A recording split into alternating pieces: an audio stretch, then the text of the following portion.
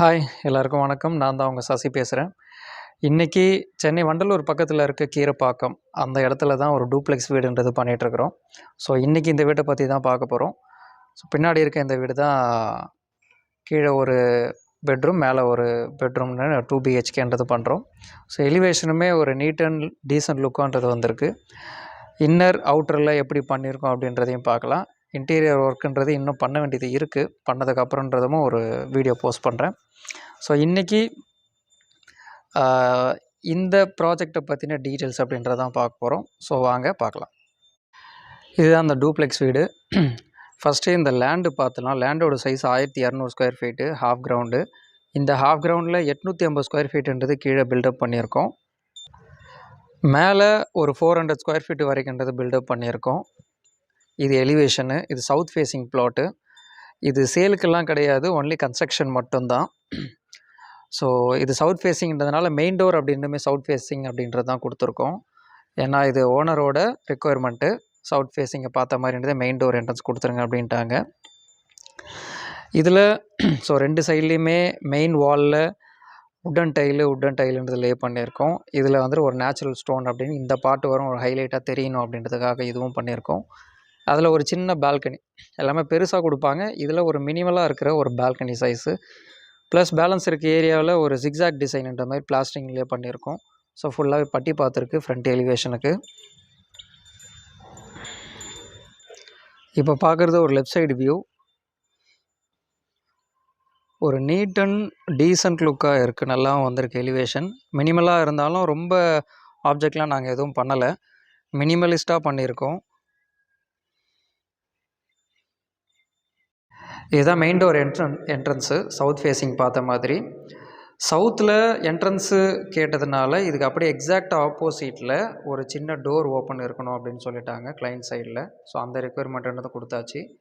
இது ஹால். இந்த ஹாலில் பெரிய விண்டோ அப்படின்றது ப்ரொவைட் பண்ணியிருக்கோம். இது 6x6 அப்படின்றது நல்ல வெளிச்சமாகவும் வேணும் அப்படின்றது சொல்லியிருந்தாங்க. ஸோ இந்த வெளிச்சன்றது இந்த ஹாலுக்குன்றது போதும். ஹாலோட சைஸ் 18க்கு 13. ஸோ இந்த விட்த்து வந்துட்டு 13, இது வந்துட்டு 18. நல்ல ஸ்பேஷியஸான ஹால் தான்.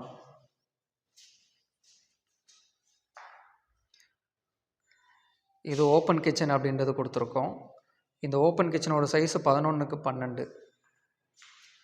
ஈஸ்ட்டை பார்த்து சமைக்கிற மாதிரி எல் ஷேப்புக்குன்றது கவுண்டர் டாப் கொடுத்துருக்கோம். இது வந்து ஒரு பிரேக்ஃபாஸ்ட் டேபிள் மாதிரின்றது, இதை விட இது கொஞ்சம் ஹைட்டில் வரும். இதுக்கு கிளாஸ் ஃபினிஷ் உள்ள 4x2 டைல் வெட்ரிஃபைட் டைல்ஸ்ன்றது கொடுத்துருக்கோம். இதுக்கும் மேட் ஃபினிஷ் டைல் தான் கொடுத்துருக்கோம், உட்டன் டைல் மாதிரி. இது வந்துட்டு மார்பிள் ஃபினிஷ் உள்ள டைலு, 4x2 டைலு. இதுவுமே ஒரு மேட் ஃபினிஷ்லன்றது கொடுத்துருக்கோம். அவங்க மேக்ஸிமம் ஃப்ளோருக்கு எல்லாமே மேட் ஃபினிஷ் உள்ள டைலுன்றதே கேட்டிருந்தாங்க. அவங்க ரெக்குயர்மெண்ட் படின்றதே கொடுத்தாச்சு. இது வந்து ஒரு பூஜா ரூம். ஈஸ்ட்டை பார்த்த மாதிரின்றது ஒரு பூஜா ரூம். இது வந்துட்டு 5.5, இது 5. ஸோ 5.5க்கு 5ன்ற மாதிரி ஒரு பூஜா ரூம். இதில் ஒரு மேடை மாதிரி கொடுத்து அதில் கிரைனட்ன்றது லே பண்ணியிருக்கோம். இந்த ரெண்டுன்றதுமே கிரைனட் தான். இது ஒரு பெட்ரூம். இது வந்து 13க்கு 12 இந்த பெட்ரூம் சைஸு. இதுக்கும் மேட் ஃபினிஷு தான் போட்டிருக்கிறது. இதுவுமே ஒரு மார்பிள் ஃபினிஷ் உள்ள ஒரு டிஃப்ரெண்ட்டான கலர் இது.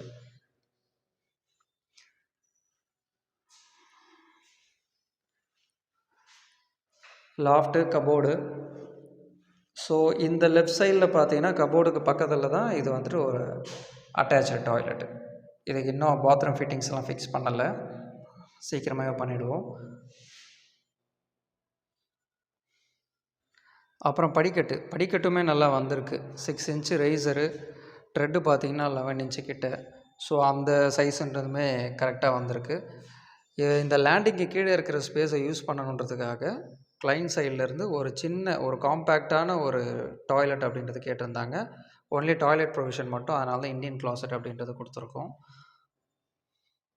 இப்போ இந்த படிக்கட்டு கீழே இருக்கிற ஏரியாவுமே நம்ம இன்வெர்ட்டர்ன்றது வச்சுக்கலாம். ஸோ இதுவுமே ஸ்பேஸை யூட்டிலைஸ் பண்ணுற மாதிரின்றது தான் இருக்கும். ஸோ வேஸ்ட் ஆகாது.